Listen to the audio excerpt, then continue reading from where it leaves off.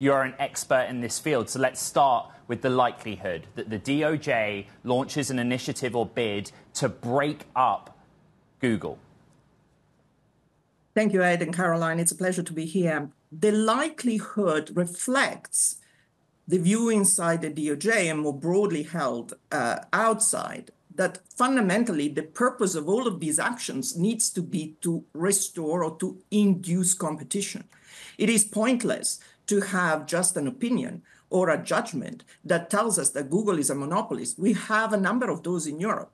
We have failed, however, in Europe to follow that through and implement measures, remedies that were really capable of increasing competition. So the question is, to what extent will the judge, as Leah was saying just earlier, feel the appetite and the opportunity to push the remedy following his decision into a realm that can create that competition?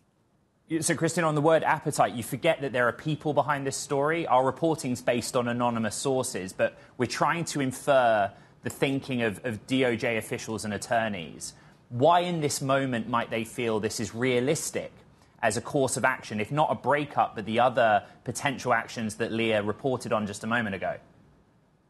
The reason why it is now a salient moment for this kind of action is that there is a global sense that antitrust action against big tech, and Google in particular, has not delivered. And fundamentally because the reaction has been too timid. We haven't adopted measures that were capable of inducing competition. So the Department of Justice follow what Jonathan Cantor said. He called his decision a Mount Rushmore of antitrust, historic, monumental. This is the time when we need to get serious about whether we use antitrust as a real industrial policy tool to create competition in sectors where we have failed so far with half-witted measures, and or we continue to do something which is marginal, targeted, and very prescriptive, but at the same time does not deliver competition, which is the goal here. So the Department of Justice will feel that this is the salient moment at which to pursue this kind of aggressive Cristina, and ambitious agenda. 3.5% fall in market cap and share price. It's a big move on the day, but it certainly doesn't reflect the idea that it will be broken up.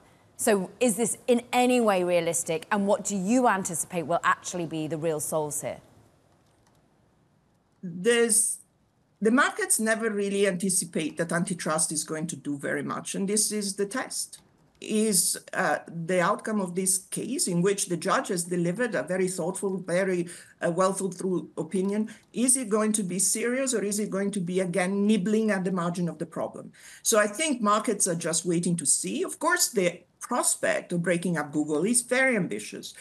On the other hand, if we don't do it now, then when? How are we going to create competition? A judge that just simply mandates that Google can no longer pay for exclusivity on Apple or Samsung should note that this kind of measure is going to be performative.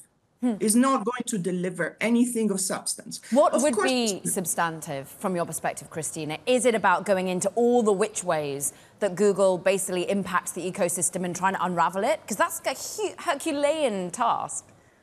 It is Herculean, and in fact, I fear that we might end up with proposals that are a Rube Goldberg machine of various little measures or various attempts to deal with the control points that Google has.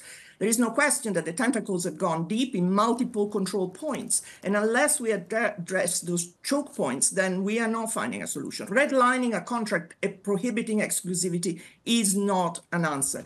So breakup is difficult, but there are precedents in the US. Of course, you have done ATT, the most significant precedent there.